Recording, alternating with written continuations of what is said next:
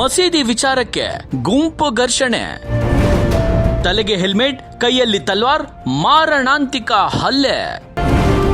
ಅಬ್ಬಬ್ಬ, ಇವರಿಗೆ ಕಾನೂನು ಪೊಲೀಸರ ಭಯವೇ ಇಲ್ವಾ?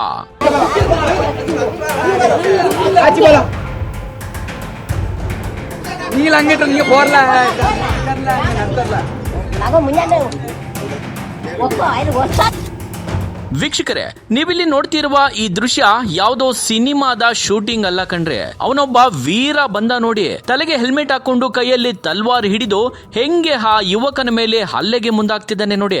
ಅಲ್ಲಿದ್ದವರು ಅವನನ್ನ ತಡೆಯುವ ಪ್ರಯತ್ನ ಮಾಡಿದ್ರು ಕೂಡ ಅವರ ಮೇಲೆಯೇ ಹಲ್ಲೆಗೆ ಮುಂದಾಗ್ತಾನೆ.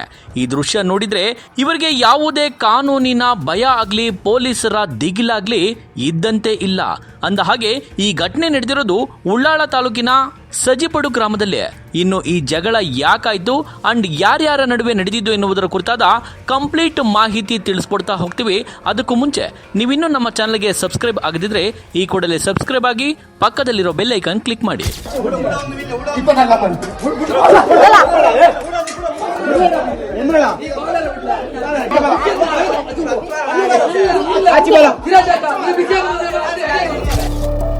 ಉಳ್ಳಾಳ ತಾಲೂಕಿನ ಸಜಿಪಡು ಗ್ರಾಮದ ತಲೆಮೊಗರು ಮಸೀದಿಯ ವಿಚಾರಕ್ಕೆ ಸಂಬಂಧಿಸಿದಂತೆ ಗುಂಪು ಘರ್ಷಣೆ ನಡೆದಿದೆ.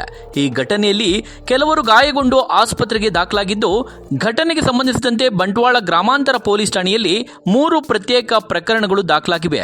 ಮೊದಲ ಪ್ರಕರಣದಲ್ಲಿ ಸಜಿಪಡು ನಿವಾಸಿ ಅಬ್ದುಲ್ ನವಾಜ್ ಎಂಬುವರು ನೀಡಿದ ದೂರಿನಂತೆ ಮಾರ್ಚ್ 22ರಂದು ಬೆಳಗ್ಗೆ ಇವರು ಮತ್ತು ಇವರ ಸಂಬಂಧಿ ದಾವೂದ್ ಜೊತೆಯಲ್ಲಿ ತಲೆಮೊಗರು ಮಸೀದಿಗೆ ಹೋಗಿ ವಾಪಸ್ ಬರ್ತಿದ್ದಾಗ ಅದೇ ಮಸೀದಿಯಲ್ಲಿರುವ ಶೌಕತ್ ಎಂಬಾತನ ಅಂಗಡಿಯ ಬಳಿ ಶೌಕತ್, ಇಸಾಕ್, ಶಫೀಕ್, ಯಾಕೂಬ್, ಮೊಹಮ್ಮದ್, ಮುಸ್ತಾಫಾ, ನಾಸಿರ್ ಹಾಗೂ ನಿಜಾಲ್ ಈ 8 ಜನ ಗುಂಪು ಕಟ್ಕೊಂಡು ನವಾಜ್ ಹಾಗೂ ದಾವೂದ್ ಮೇಲೆ ಜಗಳ ತೆಗೆದಿದ್ದಾರೆ.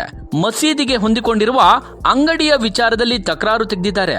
ಅವ್ಯಾಚ್ಯವಾಗಿ ಬೈದು ತಲ್ವಾರ್ ಹಾಗೂ ದೊಣ್ಣೆಯಿಂದ ಹಲ್ಲೆ ಮಾಡಿದ್ದಾರೆ.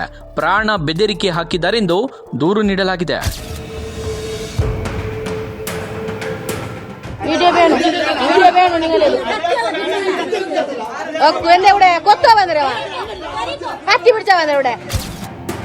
ಈ ಹಲ್ಲೆಯಿಂದ ಗಾಯಗೊಂಡ ನವಾಜ್ ಹಾಗೂ ದಾವೂದ್ ಬಂಟ್ವಾಳ ತಾಲೂಕಿನ ಸರ್ಕಾರಿ ಆಸ್ಪತ್ರೆಗೆ ದಾಖಲಾಗಿ ಚಿಕಿತ್ಸೆ ಪಡೆಯುತ್ತಿದ್ದಾರೆ.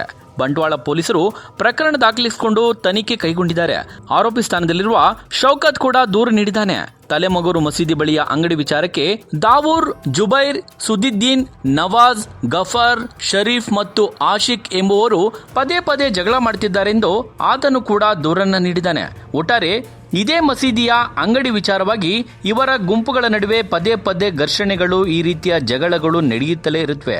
ಈ ಪ್ರಕರಣಕ್ಕೆ ಸಂಬಂಧಿಸಿದಂತೆ ಪೊಲೀಸರು ಈಗಾಗಲೇ ದೂರನ್ನು ದಾಖಲಿಸಿಕೊಂಡು ತನಿಖೆ ಕೈಗೊಂಡಿದ್ದಾರೆ. ಪದೇ ಪದೇ ನಡೆಯುತ್ತಿರುವ ಈ ಗುಂಪು ಘರ್ಷಣೆಗೆ ಪೊಲೀಸರು ಹೇಗೆ ಮುಕ್ತಿ ನೀಡುತ್ತಾರೋ ಕಾದು ನೋಡಬೇಕಿದೆ.